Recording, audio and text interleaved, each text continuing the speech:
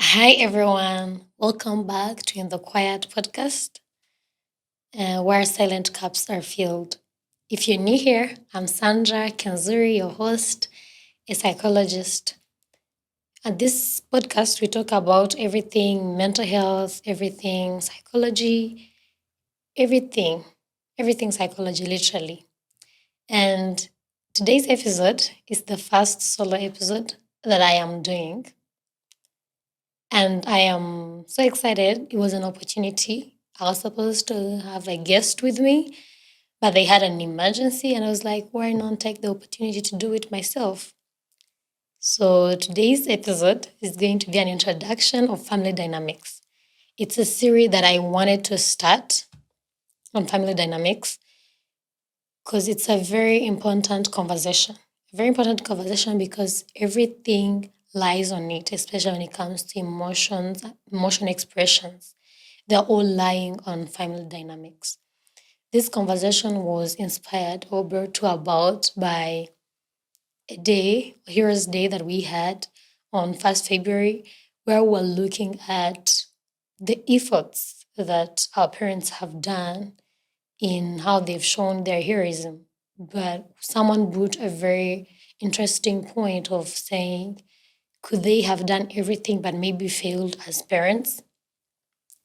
And most of us disagreed because we believe parenting is relative and everyone is just doing it their first time most of the times.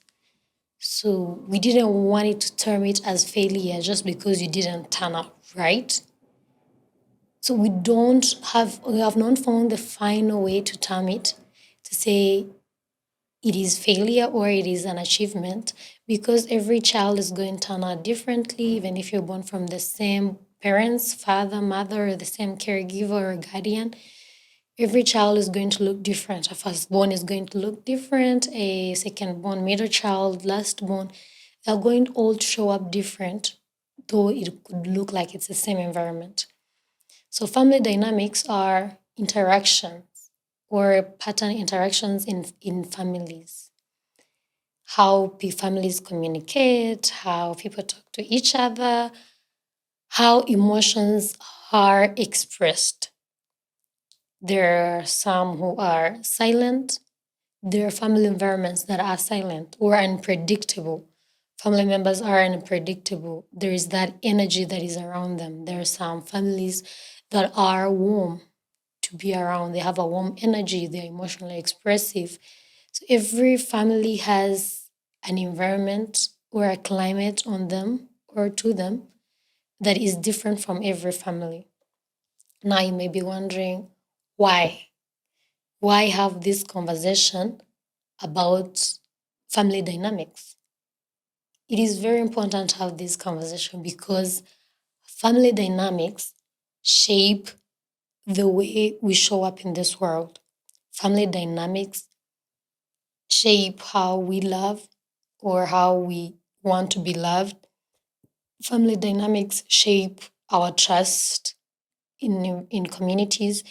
Family dynamics shape our vulnerability. Family dynamics shape how we show up in our romantic relationships. So it's not that it will be something that you experience in your childhood and it disappears. Unfortunately, no, it shows up. It shows up in our everyday life. It shows up at work. It shows up in our friendships. It shows up everywhere. That's why it is very important to raise awareness on this topic of family dynamics. And we are not having this conversation to blame anyone, to blame our caregivers or to blame our parents, to blame our guardians. We're having this conversation to raise awareness for all of us to be able to acknowledge or to know our patterns, our negative patterns, and be able to fix or change or correct where it's possible to gently choose the patterns that you would want to let go of, that you would want to change, and acknowledge how you can build new patterns that you can be able to pass on. Because I think most of the times we tend to be caught in the conversation or the mindset of being victims and blaming those who came before us, but we're not thinking about those who come after us? What are we going to pass on that is different from what we've been passed on? And that's where your role is. That's why it's important for you to know, because I believe some of our guardians or caregivers did their best, did what they knew is best to do. Some could have come from not knowing or not being aware. If maybe they were aware, they would have done better. But now that you have a platform to get information from, to learn, what are you doing about it? Not to have another generation blaming you for the same things that you blamed your caregivers for.